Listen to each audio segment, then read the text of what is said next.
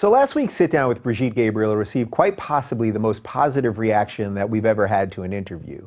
I'd say that well over 90% of the responses that I saw on YouTube, Twitter, and Facebook were appreciative of our discussion of her incredible story growing up in Lebanon during the Civil War, about the roots of radical Islam, and what living in a free society is really all about. People were in awe of Brigitte's personal story, amazed by her passion, impressed by her candor, or some combination thereof.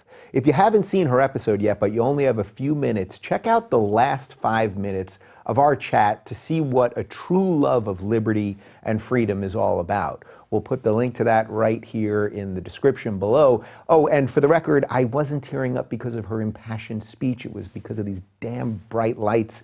They were getting to my retinas. You know how it can be. I mentioned the reaction to our interview with Brigitte because it reiterates a lesson that I've consistently learned while doing this show. Before we had Brigitte on, I talked to my team about whether we should have her on at all. After all, Brigitte is hated by a lot of people who call her the usual buzzwords like racist, bigot, far-right extremist, and so on. While we all know that the people who are using these words are becoming the new boy who cried wolf, and that these words themselves are losing their meaning by the minute, the chill effect these words have still remains in certain quarters. Even in my case, when I'm selecting my guests, I do have to think for a moment if there's going to be some sort of cost for me to sit down with someone. I still get a ton of hate for talking to Milo Yiannopoulos, Mike Cernovich, Tommy Robinson, Paul Joseph Watson, and a couple other people. In none of those cases do I regret having the conversations, regardless of the blowback these interviews may have caused me, but it does bring to light an important topic. It's not just those who are being targeted as bigots and racists who are in the firing line of those who would like to silence us. It's also the people willing to talk to those people and hear them out. This guilt by association is incredibly dangerous because it can bite any of us for having a family member or even a friendship with someone who shares political views that fall out of the mainstream. Should we disown people with views different than ours? Should we defame them? Should we publicly humiliate them? All of these are small steps towards reporting them to the authorities for wrongthink. We should also note that in the online world, there's an information battle constantly happening. When you put Brigitte's name in Google, the first site that comes up, which isn't one that's directly affiliated to her, is Islamophobia.org, which is part of CAIR, the Council on American Islamic Relations. Now think back to my interview with Brigitte for just a second. What was the bigoted part? After living through everything she has, does she strike you as the problem in society? Does she strike you as a bigot or a racist or a right-wing nut? I don't think so. What I think is most interesting about the assault on conversation is how recent this phenomenon is. My friend and mentor Larry King has built his legendary career on talking to people from every walk of life and from every part of the world. On 5 days of any given week, he could talk to a member of the Ku Klux Klan, then Louis Farrakhan, then the cast of Friends, then Magic Johnson, and then the Pope. Nobody ever accused Larry of sharing all their beliefs just because he talked to all of them. Actually, this very concept would have been seen as totally ludicrous. I'm proud to say that I know Larry pretty well, and it's his curious mind and real sense of wonder that made and still make him want to talk to all sorts of people doing all sorts of different things. As you know, it's my policy that sunlight is the best disinfectant, that people with bad ideas will eventually hang themselves if given the room to do so, and I consistently try to do that. This growing sense of guilt by association is just the next level of what the regressive left has built. It's not enough just to label someone a bigot anymore. Now we have to tar and feather them so that other people will be afraid to talk to them as well.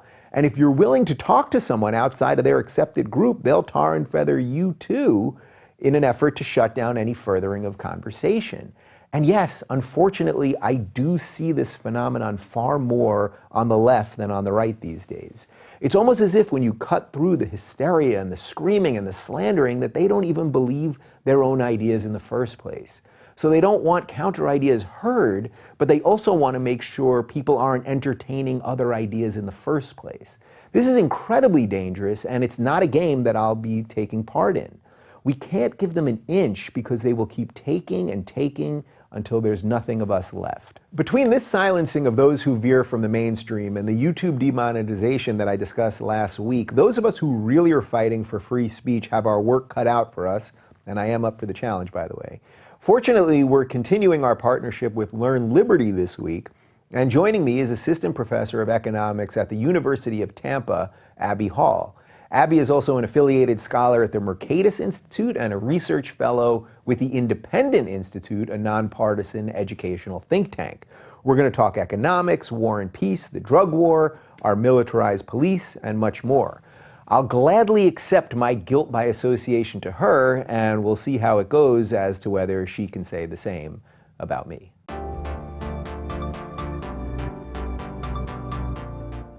We're continuing our partnership with the good people over at Learn Liberty today, and joining me is an assistant professor of economics at the University of Tampa and an affiliated scholar with both the Mercatus Center and the Foundation for Economic Education.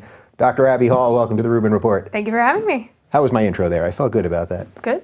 Worked? I liked it. All right. There's a lot I want to get into with you because I was looking at your bio, and a lot of the stuff that you talk about, that you specialize in, is stuff that I really like that we haven't done a ton on. So can we jump into foreign policy first? Sure. Foreign policy, to me, seems like one of the craziest things that we have going on these days because everyone's talking about it, and yet it seems like no one knows what they're talking about. Is that a generally fair statement to start us off on here? That just everyone's always talking about all this stuff and nobody really knows what's going on. Not nobody, but the masses. If it's comforting at all, having a lot of foreign policy issues that people know nothing about is not anything that is new to today. However, I would say that foreign policy is an area where a lot of people are, I think, rationally fairly ignorant. Just because a lot of foreign policy, people think, I think often incorrectly, that foreign policy doesn't have any kind of impact on what's going on domestically. Yeah. So I like that you set it up that way, that it's not necessarily any worse now. I think it seems like it's somehow worse now because of social media. So you just see people all day long who you know don't really know what they're saying, and they're constantly saying things. But as someone that knows a bit about foreign policy, what are some of the tenets you need in a solid, sound foreign policy? It's a complicated question. Well, that's why you're here. It is. Let's do it. I don't pretend to be able to sit from my position and prescribe foreign policy. That is not what I see my role as an economist as being. But I can say that economics gives us a lot of insights as to how we should expect foreign policy to work, or in a lot of cases to not work in the way that it's intended. Whether we're talking about humanitarian interventions or if we're talking about military interventions, economics and the frameworks that are given to us or that we can talk about from an economic perspective are helpful in understanding what's going on with a lot of foreign policy. Yeah, how much of our foreign policy is directly economically based? Like, we like to think, oh, we do this for humanitarian reasons, or we do this because of some other reason. But is it, at the end of the day, is it like 90% that's really just about economics? It's hard to prescribe something as being just economic. As I try to pitch my students when they're in class, everything is an economics problem if you look at it hard enough. Says the economics professor. Of course. Yeah.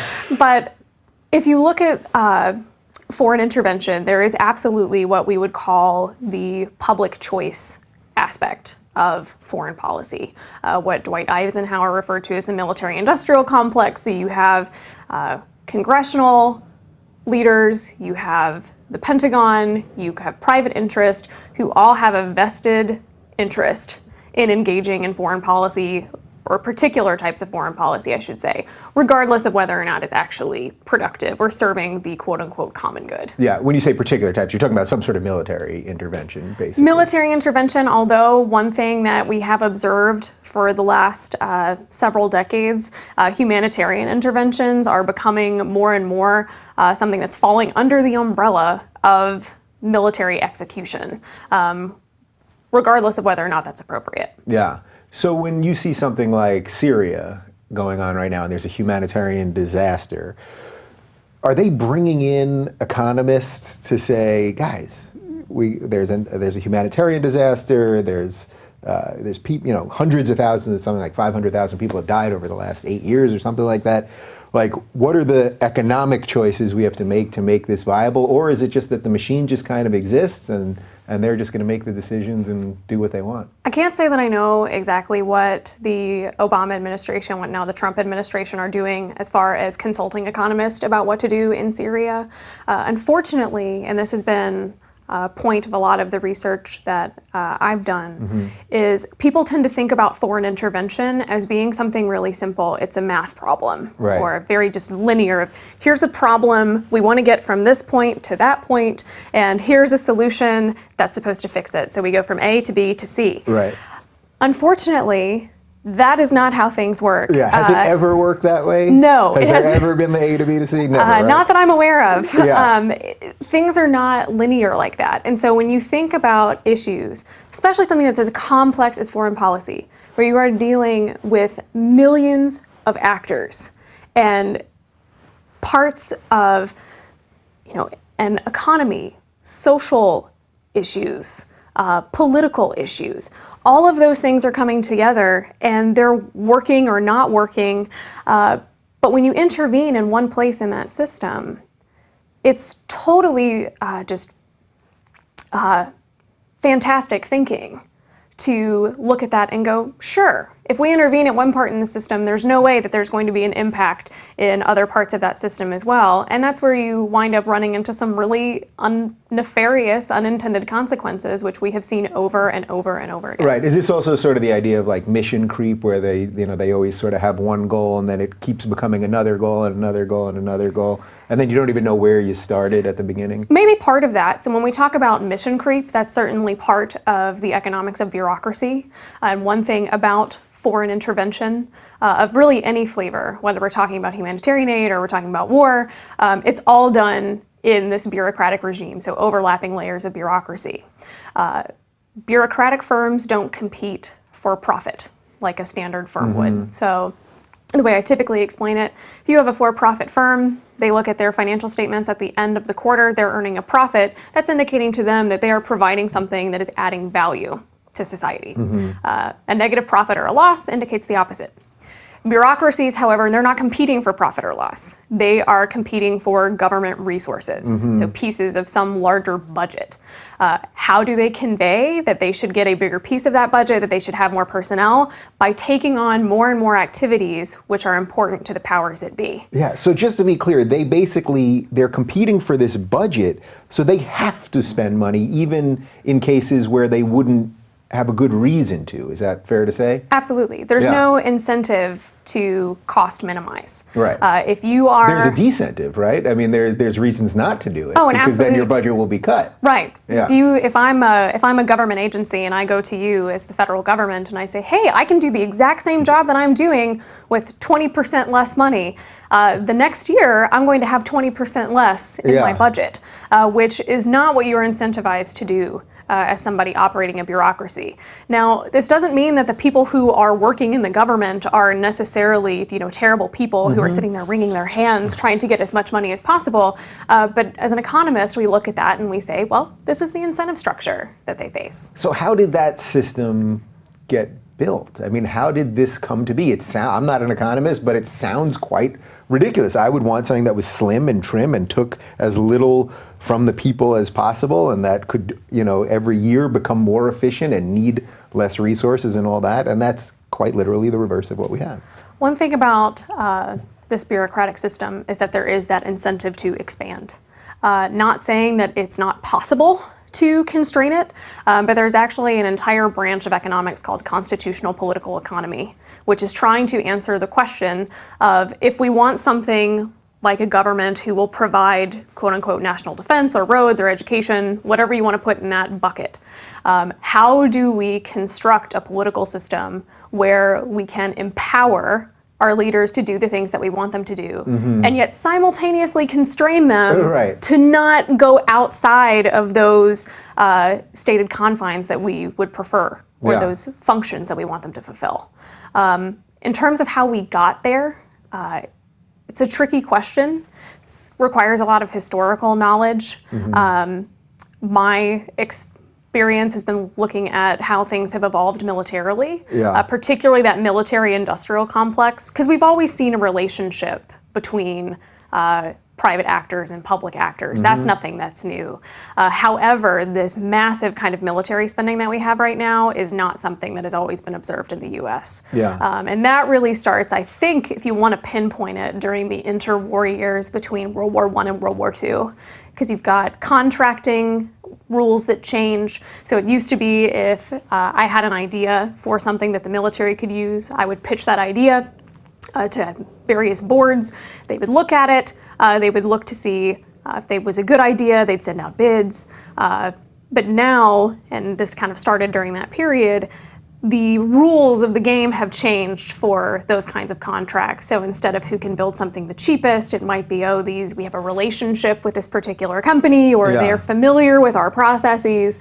And so it's built up over time. Do you think there's any kind of functional way to roll back some of that? I mean, if you wanted to get the system, if you wanted to have a fair bidding process or something that was going to be a little more fiscally responsible or any of that, is it possible to roll back things that are inside of such a massive complex as you're mentioning? I would like to say that I think anything is possible. I'm not sure that I think it's particularly likely. Yeah. You have massive entrenched interest. You look at something like drones or tanks. There have been tanks, for example, that the military has said for years, we do not want them. Yeah. And yet they continue to be manufactured, and they are quite literally sitting in a compound somewhere, and they are just rusting. Yeah. Why are we still manufacturing these? It's because the places where they're manufactured, they're elected officials, keenly aware of the fact that if they shut down these factories, some of their constituency is going to be unemployed. That does not bode well for their reelection. Yeah. They fight really hard to keep those things in place. And so you're fighting those battles Yeah. at so many different junctures. I'm honestly not really sure what it would take. Yeah. How could you even start to fight that at the political level? Because you'd have to have a politician who'd be willing to say to his own people, you're going to lose some jobs because unfortunately in this case, it's the right thing to do. Right. And that's... We don't get many politicians like that, do we? No. Yeah. And there's actually a famous economist named F.A. Hayek, who in chapter 10 of his book, The Road to Serfdom, talks about why the worst get on top. So why it is that you are unlikely to have those kinds of political officials get into place. Because the people who are going to seek out those positions and people who are going to, importantly, be successful in those positions are not Never to the people who are going to say, let's take one for the team and roll back these policies. People like to think, and economists make this mistake as well, that political officials are publicly interested. So they set aside their own incentives, their own desires, and instead they're trying to fulfill some broader notion of the public good. So they've set it up oftentimes what's called a social welfare function. So you put societal welfare on one side of the equal sign, and if you just have all of your math correct on the other Right. side, You're gonna you can make magically- people as happy as possible. But this really ignores things that you learn on quite literally day one of your economics classes. Right. That people respond to incentives. So political actors, just like any other actor facing scarcity, we should expect that they're going to respond to incentives as well. Yeah. Is there any sensible way to disconnect the politics from the way that the military is run and funded? Again, I mean, it's sort of the same question that I'm asking you before, but is there some possible way that we could have some sort of go-between between those two things so that they could run more efficiently? It's tricky because oftentimes when people look, and even people who acknowledge that maybe there is an issue with military spending or the U.S. is too involved militarily, which can get you in hot water very, very quickly, because military is one of the sacred cows in the United States. People will suggest doing different kinds of things. Well, maybe you should limit lobbying or campaign contributions or something like that. But again, we go back to one of the first things that we learn in economics, which is that when you have scarcity. So when people are competing for resources, that competition is ever present. Whether you are competing in the marketplace for profit, if you are in a bureaucracy and you are competing for pieces of government budget, just because you change the system, not going to change the fact that there's competition there.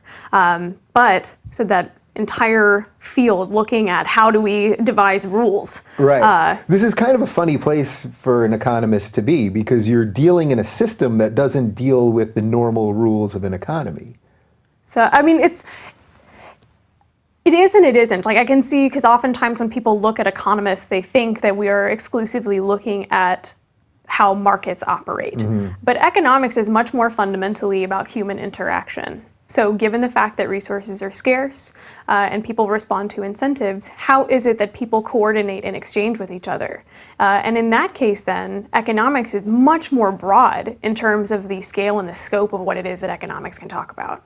So from a purely economic standpoint, if our military just had less money, do you think there's any reason that it couldn't function basically as well as it functions now? Because I would probably, I see no reason why we couldn't probably cut, let's just pick a small number, 10% of the military budget. I suspect there would be probably no real effect on the military's ability to do stuff. I would not think that a cut in the military budget would have a particular effect. Yeah. Although I know as soon as those words come out of my mouth. Right, you're going to get attacked. You're going to get attacked. That's why I went with the 10%. I thought that would be, I didn't say 40%, you know? I think also a lot of it too has to do with what people see as being appropriate for the military. So again, anytime you see people going to try to cut military funding, there is an immediate outpouring of this will make America less safe, which I don't think is true at all. If you look at a lot of the data about, I mean, you are incredibly safe in the United States and in Western Europe for that matter. But certainly, at least from an army attacking you, there's other risks, but those aren't really military risks. Even things like terrorist attacks, which is what people tend to worry about now. I give actually a fairly on a fairly regular basis a talk about the economics of terrorism. And one thing that I do at the very beginning, regardless of who I'm giving the talk to, is I give them a list of two PowerPoint slides just full of things that are much more likely to kill you than a terrorist attack. Give me a couple things. Let's calm people down. Being struck by lightning, drowning in a bathtub. You're more likely to be killed by a toddler wielding a firearm than you are to be killed by a terrorist. Really? Well, babies with guns. I mean, you know, those toddlers can be really scary. I nannied for a while. I know. Police officers, you're more likely to be killed by a police officer in the United States than you are to be killed by a terrorist. And these statistics also hold for Western Europe as well. So how do we then make sense of that? Because that's the media obviously has us thinking that that's not the case. So how do you make sense of that? You mean just in terms of why do we tend to stick with issues of terrorism? Yeah. I think that there are some politically motivated reasons for really pushing the issue of terrorism, making people think that they are a lot less safe than they are. One thing that my co-author Chris Coyne and I look at is how fear is used as a rallying point. Fear can make people more accepting of behaviors of government activities that maybe they were not comfortable with before.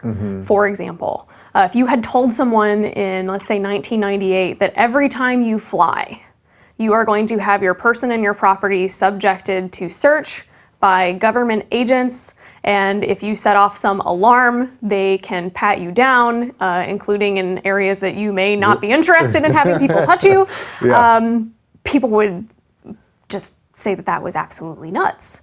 But then you have something like 9/11. And then after that, people are convinced that things like the TSA are important and necessary for maintaining safety, even though we know statistically and empirically that the TSA is basically nothing but a giant money suck. Yeah, so I take it you're not a big fan of the Patriot Act. No. Yeah. So what was the goal? Like, what was the goal then? If you were the people that were in charge of writing the Patriot Act, was it then really just, let's just figure out more ways to control the populace, to spy on them? Like, what's the goal then? Is there an economic goal for them? Or is it to make these agencies bigger because that just gets more money going in the system? I think there was the goal of expanding the size of your bureau, so I think that's just the standard economics of bureaucracy. I think for most people when they attempt to pass legislation, and there are some exceptions to this, I'm sure, but I really don't think that most political actors are just nefarious in their motives. I think a lot of times that people are genuinely interested in trying to help people, trying to make people feel safer. Note there is a big difference between feeling safer and actually being safer. But I think one of the things that we miss out on is the consequences that come as a result of a lot of these policies. When you give government additional powers,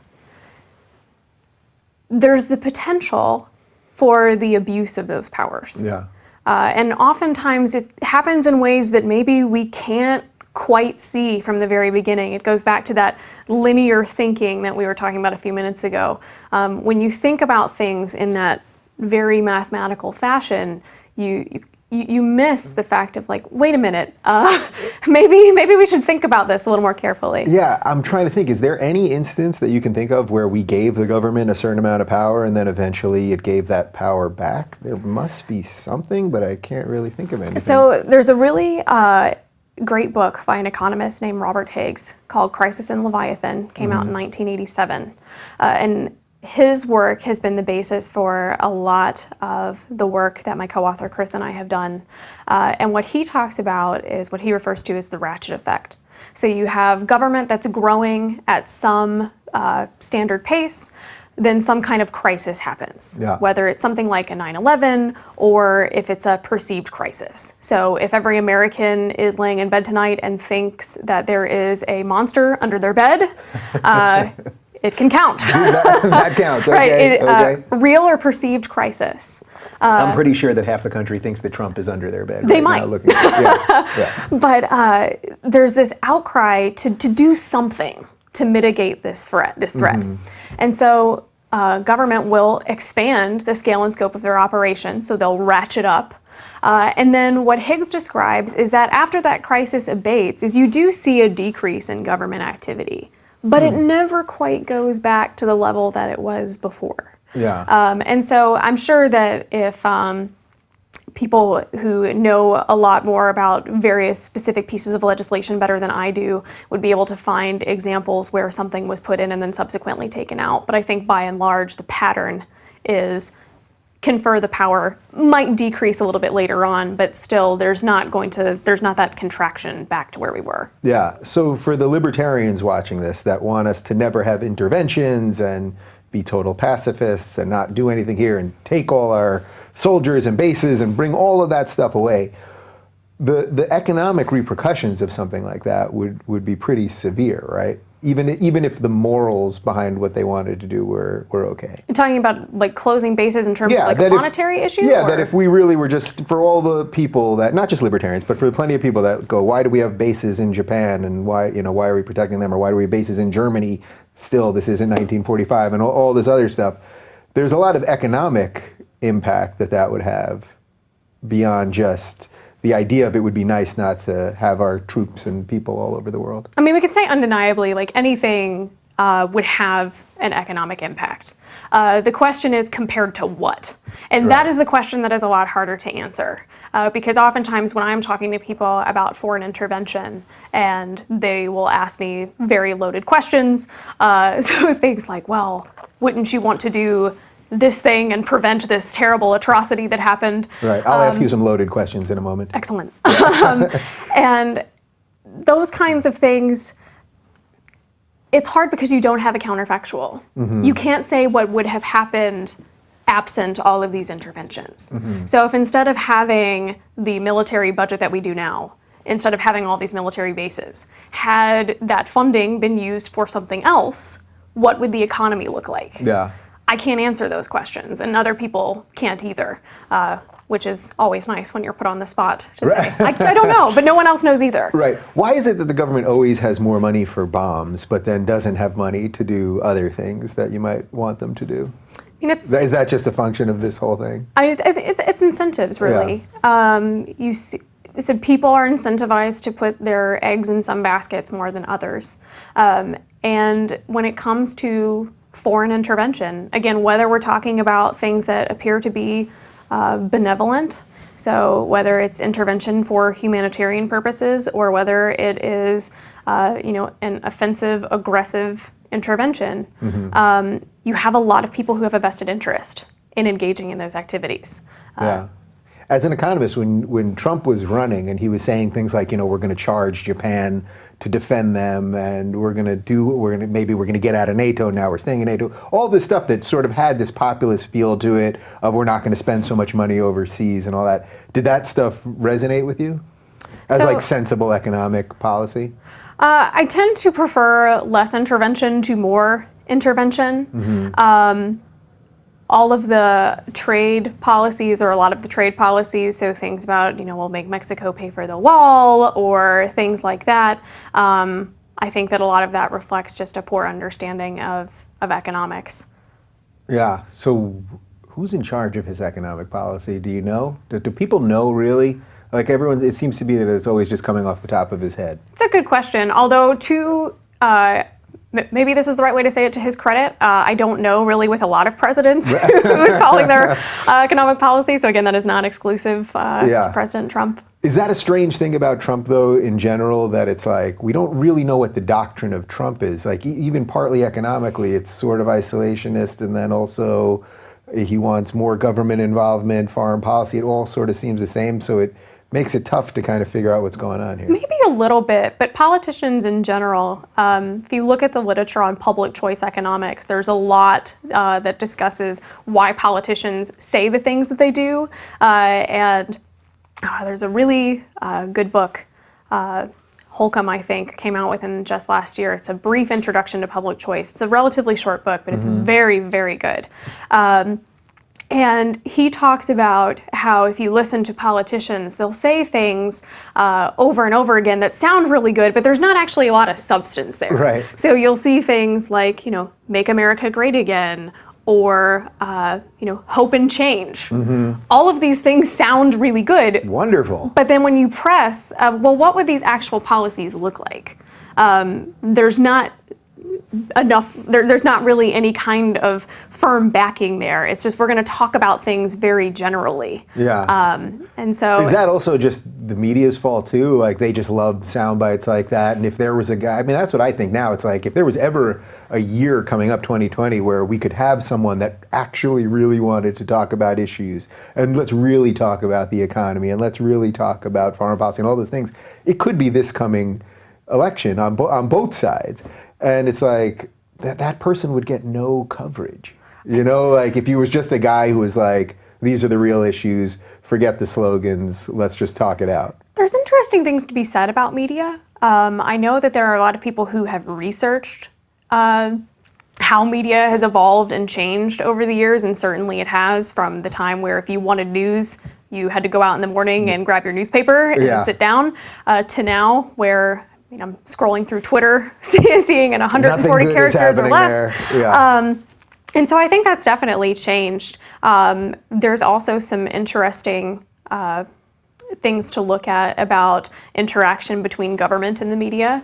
So one project that I'm working on now is examining how government influences media, particularly after 9/11. So looking at things like selling the Iraq War, or the Department of Defense paying the NFL to do things which look patriotic, things like that. So there's a lot of interesting room for talking about that, I think. Yeah, how much is the government affecting our media directly? I think quite a bit. I'm trying to remember the exact number at this point, but I think it's the US government is maybe the second largest PR firm. So they're spending a lot, both to craft its image domestically as well as abroad. The abroad thing, people tend to, I think, be maybe more aware of, but domestically there's a lot going on as well. Is there any direct evidence of that, like the real direct evidence between government and media? Like sometimes I'll see just out of nowhere, suddenly like a lot of stories will be written about one specific thing at once through all the mainstream, or just even the way the fake news meme, no one had heard of fake news then the day after the election because the election didn't go the way the mainstream media wanted. Then we all started talking about fake news at the same time. And then you see Politico putting out the same story that Daily Beast is putting out and all that. Like, is there a way to directly link some of this back to what the government's putting out there? In some cases, yes. So one of the things that I was reading actually on the plane to come here is looking at that sales pitch that the Bush administration gave to the public for the Iraq War. And there was a point where there was what they were referring to as a feedback loop. So you had people like Vice President Cheney who were saying, well, this is evidence about Saddam Hussein and weapons of mass destruction is coming. That's not from me. That's coming from the New York Times. Right. However, it was coming from the Bush administration. And so you do see also in that same time period people who were getting daily briefings from administration officials on what was supposedly going on, but they were being pitched then to networks as being independent experts, when really their talking points had been given to them by officials from the Bush administration. So there's definitely places where you can draw those lines very clearly. Yeah. So the crumbling of the mainstream media, we can consider that a good thing? Fair to say? I don't know. All right, so quickly let's boomerang back to foreign policy, and then we're going to move on to something else. I say boomerang, and you know why, because you talk about the boomerang theory. Can you explain what this is? Yes, so my co-author, Chris Coyne, and I, we wrote a paper titled Perfecting Tyranny. It's accessible for free at the Independent Institute website. What kind of economist puts out a paper for free? Well, we did not elect to put it out for free, but I am totally excited that Independent is about putting out knowledge to make it readily accessible. Fair enough. And so we wrote this paper, and we're currently working on a book. It's under contract. It's coming out. Yep. Still working on a title at this point. I saw they're bouncing around between We are. couple titles. We're trying to work with the editors to figure out what title would be best. But the theory is looking at the relationship between foreign intervention and domestic policy consequences. Because one thing with foreign intervention is that people tend to try to put foreign policy and domestic policy into two completely different spheres. So foreign policy is just that. It's over there, no consequences domestically whatsoever.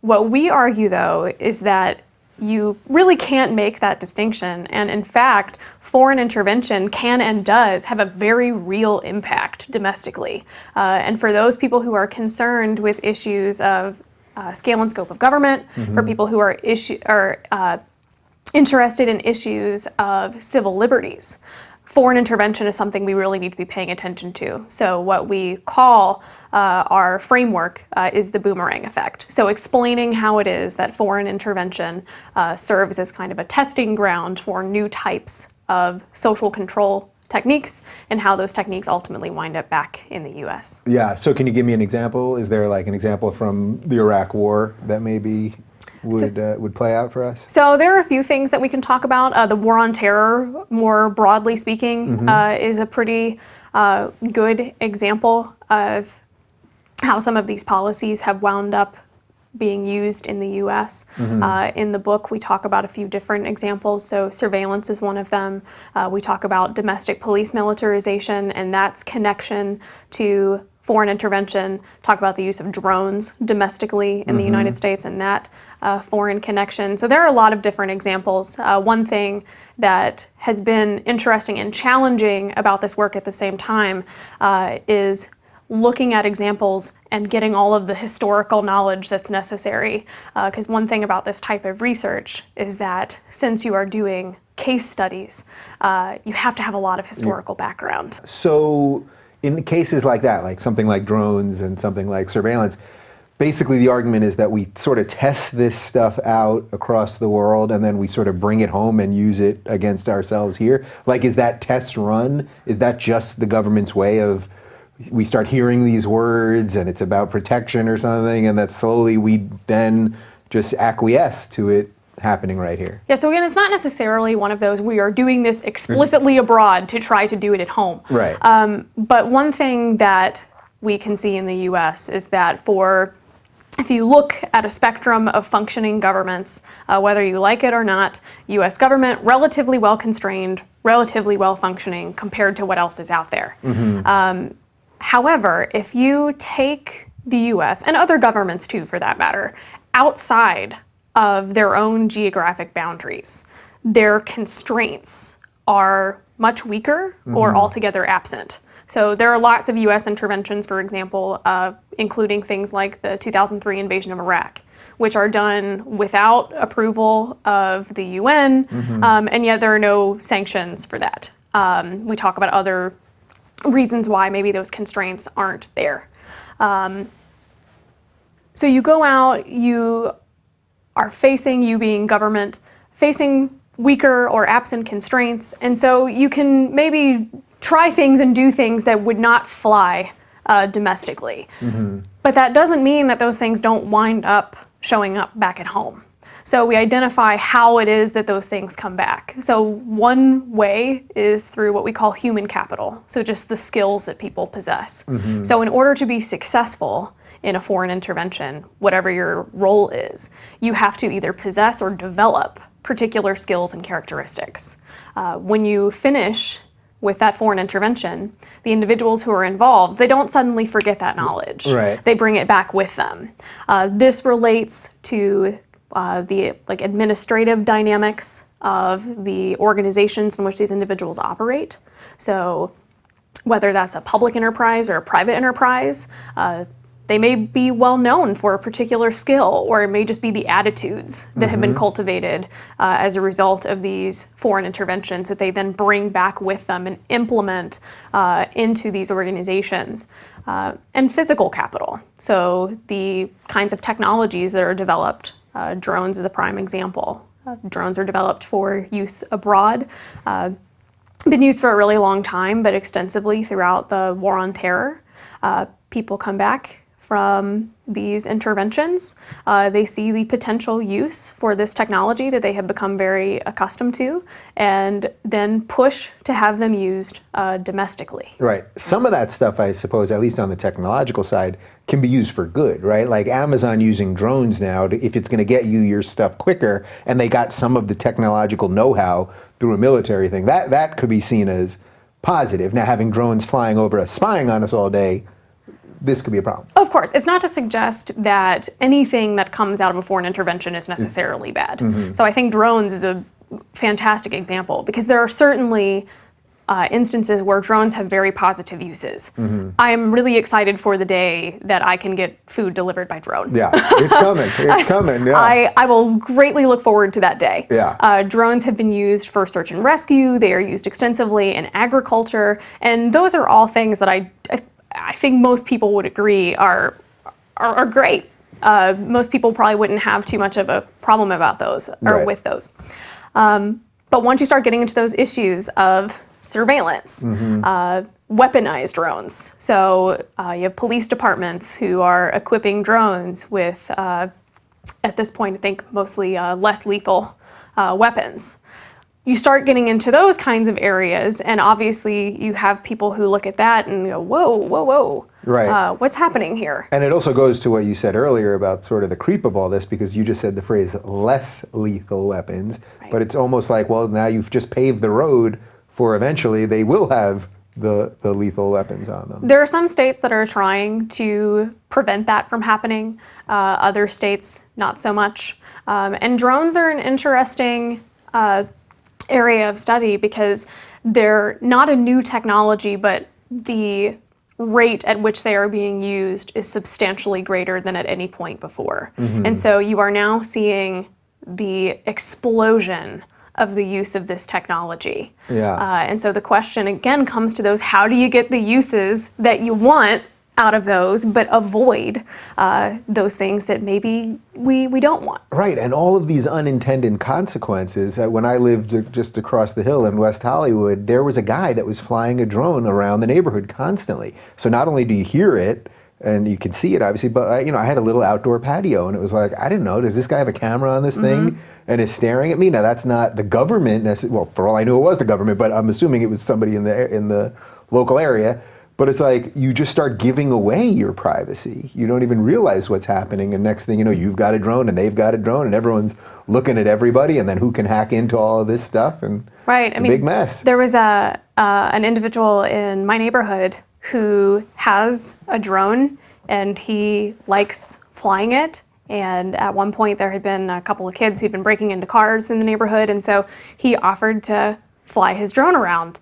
And sure enough, within, just a few days of this being offered, you have people in the neighborhood who are saying, I don't want that thing flying over my house, because they're genuinely concerned for their privacy. Right. And so you get into a lot of really interesting legal issues of privacy, social issues, I think, with drones. And so it'll be really interesting to see how this continues to unfold. Yeah, let's circle back to the surveillance stuff related to the state, though, because I haven't done a tremendous amount on it in the last 2 years or so, because I feel like we don't really talk about it that much anymore. Like, there was a point maybe 4 years ago when all the NSA stuff first got released, and that ridiculous testimony that James Clapper gave in front of the Senate House committee, and Rand Paul's filibuster and all that stuff, where it was like, there was a moment where it felt cool to be like against the surveillance state.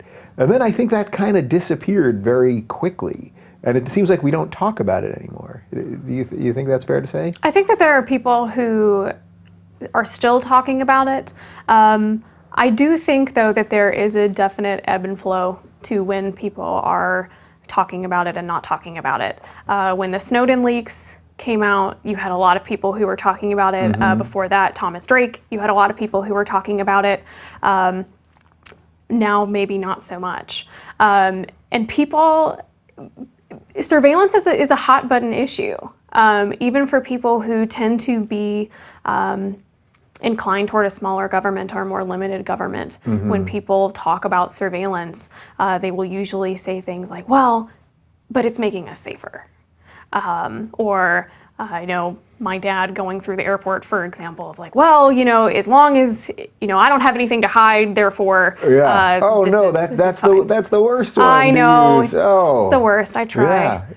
Have you made any headway there? That's the worst one to use. Maybe, but there are times to just, you pick your battles with your parents. Fair enough. Fair. We don't have to turn this into a major psychotherapy situation. But what happened there that we don't, it seems like, just at least generally speaking, we now have just accepted that there's a certain amount going on between phone calls and internet and backdoors on websites and all of this other stuff. Like, we've just kind of all accepted it. Is that just a function of living in a Western democracy where we've got it pretty decent and you can't fight everything all day? That's partly what I think it is. I think a lot of it comes back to that fear issue that we talked about earlier, is that people are genuinely pretty bad at assessing risk. And that's not to say that people aren't smart, just that people tend to not do a very good job of knowing how much of a threat that something is. And I think that people get complacent. So the TSA example again, you go back before the year 2000, and that seems absolutely preposterous. Now, people just kind of take it as a given. And doesn't so much of it seem like theater to you? Like, whenever I travel a lot, and it's like, when I go through all this, so much of it seems like sort of nonsense. Like, they made me throw away my hair gel. And it was like, I had this new gel, like, obviously, I was like, you guys want to smell it? Like, I'll put it in my hair right now. Like, I'm not trying to build a bomb here. I only had to carry on a little backpack with me. Like, you can look at everything else. I can't build it. Like, that it just seems like, well, this is why we do this, and this is why we do this. And they were throwing away all this, like, perfectly good stuff and fresh bottles of water and all this other stuff. Can't be economically sensible either. There's a lot of discussion about the TSA as security theater. Pretty much any report that you read about the TSA indicates that they are not effective at all at reducing any kind of terrorist threat, and are spending a ton of money on an annual basis. It comes back to that bureaucracy point. Because then when you have the TSA who is giving itself an exam and it fails 95% of the time, It is not a time for reflection of, well, is this really doing the job that we want it to do? Instead, it's we need more personnel, we need more money, we need better technology. And wait, let's not gloss over that. So they do these things, right? They do these tests where they have people try to get stuff through, and it fails. It fails something like 95% of the time. It's astronomical. Right. So people are getting in with knives and all sorts of other crazy things. Right. And then the answer is not how do we fix this. The answer is always we got to throw more money, because it goes back to the earlier thing. Right. So the response is, because when you're confronted with failure or less than stellar performance as a bureaucratic agency, you've got a couple of different choices. You can decide, well, that didn't work, we should disband this and try something else. Or you can say, this was really not our fault, it was because we didn't have the funding that we needed. We didn't have the technology that we really needed. And so there's always that fallback of, it's not failure on our part, it's failure because we didn't have the resources that we needed. Yeah, and there's the same political problem that you mentioned earlier about closing down, a tank manufacturing place that we don't need. It's that if any politician was like, you know what, we're going to cut the TSA by 20% and try to streamline it, whatever, and then there was a terror attack, well, that guy's going to be voted out of office immediately, if not impeached or some other situation. So we've really created this like self-sustaining monster here. Right. How do we beat this monster? Give me some answers here. It's the $1 million question. Yeah. I challenge my students with this all the time, that if they can figure out things like a alternative drug policy that is politically viable, a war on terror policy that is politically viable, or Social Security, that's the other one. If they can figure out a workable solution, please go and collect your $1 billion check, retire, and let me know. Yeah. These issues are really complicated. And one thing that I know I find really humbling is that I don't have the answers.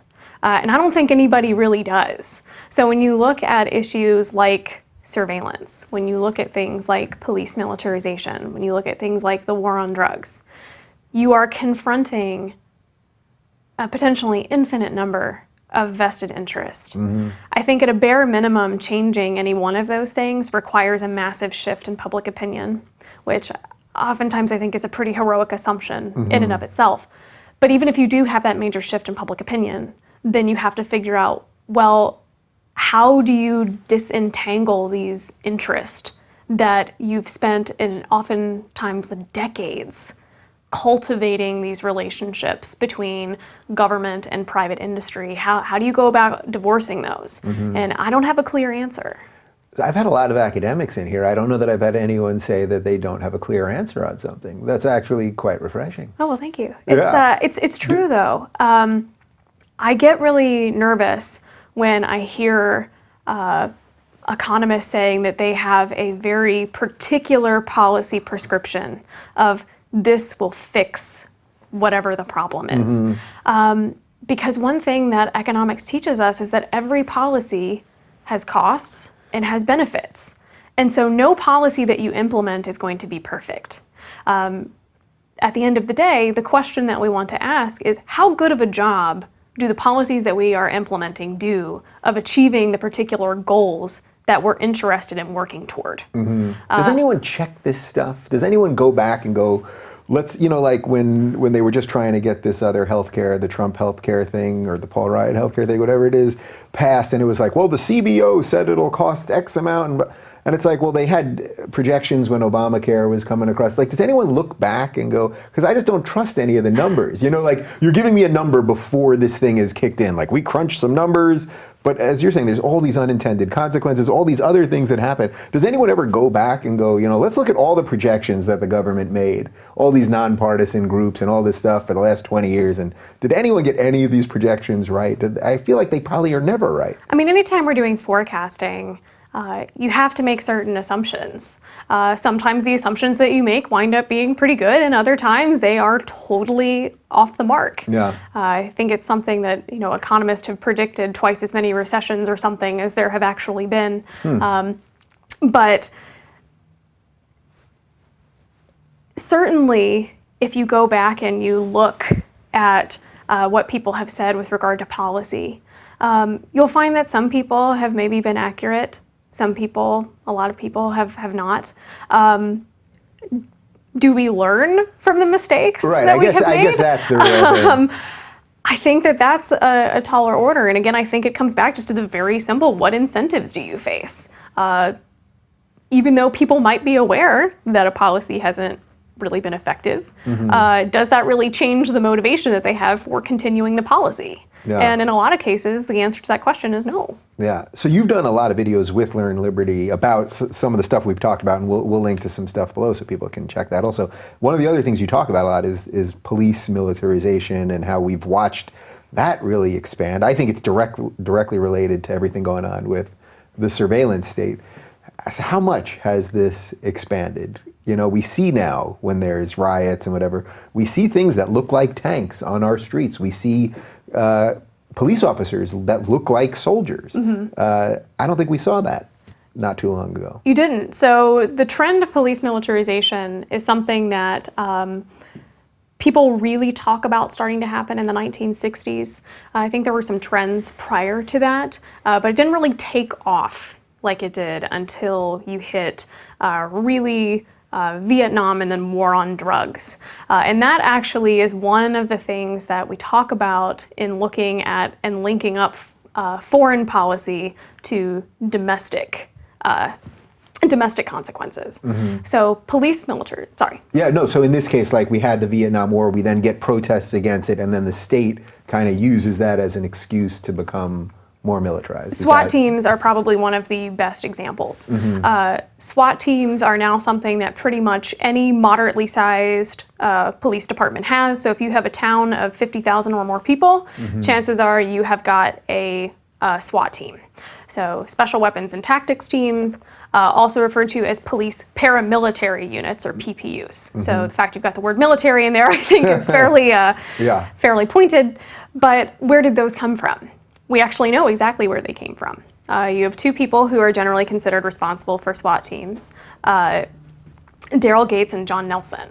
So John Nelson was a former Marine, Vietnam veteran. He was part of the elite force recon unit. So this unit was tasked with going deep behind enemy lines, and despite having the name reconnaissance in the title, they were actually a very effective killing force. They engaged the enemy, I think it was something 90% of the time, which was incredibly high.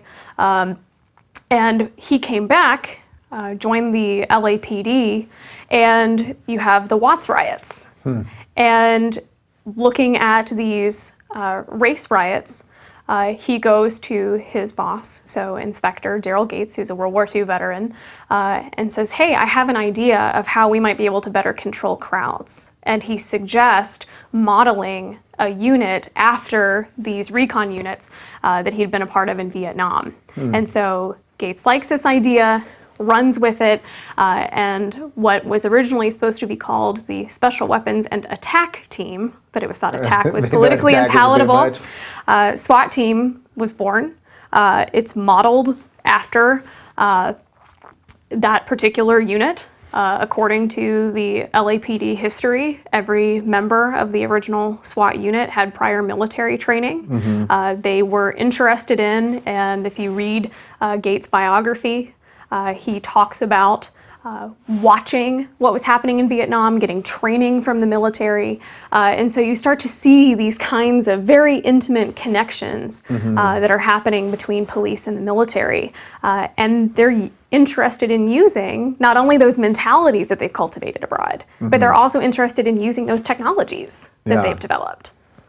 How do we, well, if you had your druthers, would these things just not exist at all? Like policing would just be purely the way it was before all this? So policing historically in the United States has been distinct from the military. So if you look at the Constitution, if you look at laws that came after that, probably the big one that people point to was enacted right after the Civil War called the Posse Comitatus Act. And I don't even know that one. So what's that one? Posse Comitatus literally translates to force of the people. And so the purpose of this law was to separate police from the military. So military could not be used as a civilian police force. Pretty much as soon as the ink is dry, this thing is getting violated. It's getting suspended in, I think, World War I, World War II. Then there are a series of court cases in the 1970s that pretty much take any kind of sticking power that this thing had to begin with completely out of it. And so you see this big blurring of these lines. In addition to things like SWAT teams, which comes within this time period, the war on drugs and the war on terror are particularly important because you see that continued interconnectivity between domestic law enforcement agencies and what the federal government is doing. So now you have police departments who, instead of having their job, which has historically been to be peacekeepers, uphold domestic law, protecting the rights of citizens, both individuals who are the perpetrators of crime and the victims of crime. Instead of serving that function, they are now on, quote unquote, the front lines of two perpetual wars, the war on drugs and the war on terror, which are different from other conflicts that we've seen before. Because if you think about Vietnam or one of the world wars, the enemy is very clearly defined and external to the United States. But with the war on drugs, you not only have things like South American cartels, but you have people who are domestically manufacturing, selling, and consuming drugs who are enemies of this war. There's been a big emphasis on homegrown terrorism. And so now your police departments are tasked with another job that is not part of their job description. And so it's been a building and a combination of all of these things that I think has really contributed to this police militarization, which now I think a lot of people are more aware of. But it seems like we're slowly getting accepting of it, because if you look at, you could look at, something like Ferguson, and then you could look at something like what's happened at Berkeley, and in both cases, you see a big sort of state response. But I've talked to people who said that the police weren't doing anything, like at Berkeley, that the police were just sort of letting Antifa run across and be violent and do all this stuff, and then other people are going to have to step in. So we're in a strange place with policing in general too, I think. I think that police, and I've made this argument to people when talking about policing and talking about the military too, that I think a lot of times the job that's been pushed on members of law enforcement and members of the military is particularly unfair.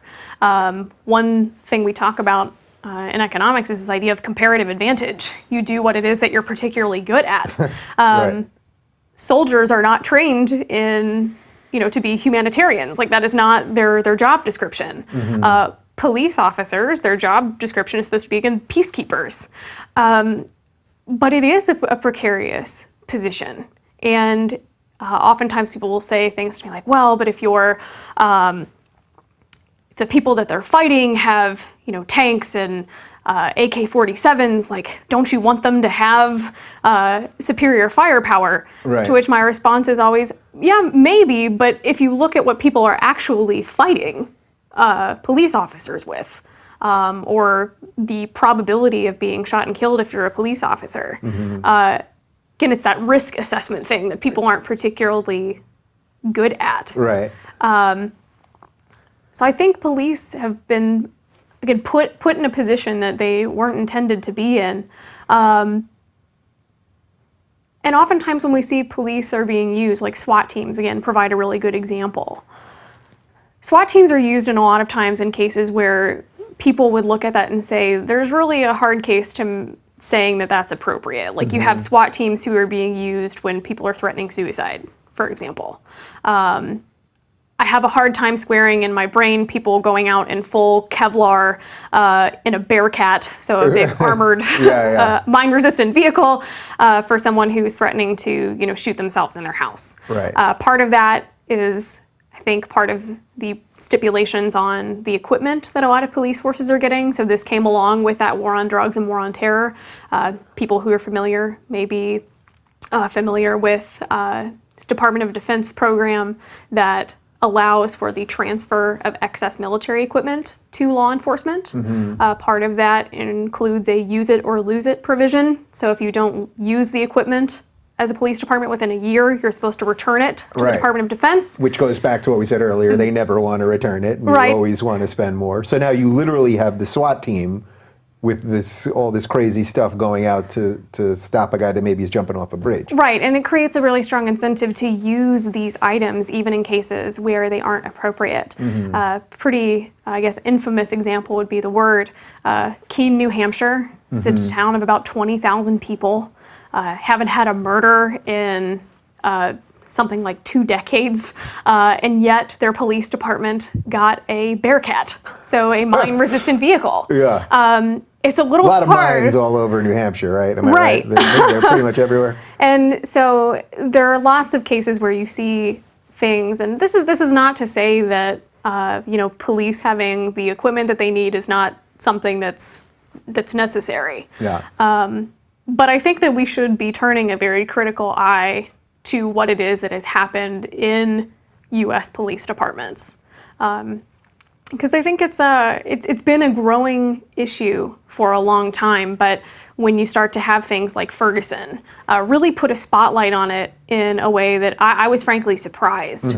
Because prior to that, the thing that people forget about is Watertown, Massachusetts. So after the bombing of the Boston Marathon, you have police who are removing people from their homes to search for the suspected bombers with no kind of pretense for thinking that they were in a person's house, issuing curfews and things like that. And that to me was a much stronger display of the kinds of things that I'm talking about, but Ferguson is what gets the play. Yeah, so the through line through everything we've talked about for an hour has been just sort of that this thing just kind of grows. It kind of grows for economic reasons and for political reasons and everything else.